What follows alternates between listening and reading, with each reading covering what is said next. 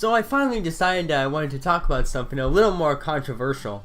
What I want to discuss is the issue of abortion, as well as the pro-life movement. So what does it mean to be pro-life? People like to criticize the pro-life movement by accusing them of being only pro-birth, where they just want babies to be born, but then don't care about what happens after. Pro-choice advocates claim that abortion should be legal because what if the woman was raped and got pregnant, which would make having a baby an insult to injury? Oh, but adoption isn't an option either, because apparently it's bad for kids to be placed in foster care. My response is that regardless of how you feel, it's wrong to murder a baby in the womb for the crime of its father. And if God wants babies to be born, then who are we to argue with God's will? Sure, life's not fair, but perhaps the foster children could end up with good, loving families that adopt them. There is still that possibility rather than just assuming the worst all the time. The final argument pro-choice advocates have is, what if the lives of both the mother and child are at risk? In that situation, doctors will try their best to save both, but if they can't save both, then they will have to save one life, as it's better than losing two lives. In that case, it wouldn't even be an abortion because no one's actively trying to murder a baby.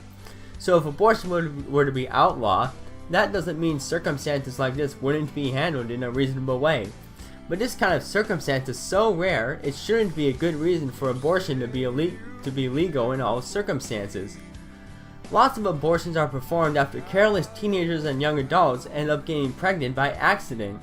And since they don't want to suffer the consequences of their actions, they take the easy way out by taking the life of the child in the womb, so that they can escape the consequences of their actions and live life again like normal.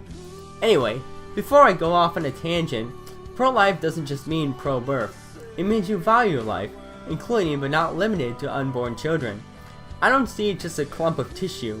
When I see a fetus, I see a living, breathing person. God formed that baby in the womb, and babies are no accident. Just because they're not out of the womb yet doesn't make me see them as less of a person in my eyes. I think the pro-life movement needs to do more than just trying to get laws against abortion passed. The pro-life movement should also try to convince accidentally pregnant mothers to give birth to their babies, and help take care of the babies after they're born by providing food and diapers and all that, and perhaps even adopt the baby if possible. And the more people we can convince and get on our side, then maybe, just maybe, we will see a lot less abortions being performed. At the same time, if we value life, we must also take care of those who have already been born, by traveling to starving countries to feed the less fortunate and share the gospel message with them. Being pro-life includes unborn babies, but is not limited to unborn babies. So make sure that if you are pro-life, that you are also consistent. Do something about abortions, do something about taking care of children, and do something about the less fortunate in other countries. Being pro-life is about taking action. Will we see abortion become illegal once more? Who knows? It seems to be doubtful as long as sin continues to run rampant in our society. But it's no excuse not to try our best to make the world a less sinful place. Do you agree with me on this?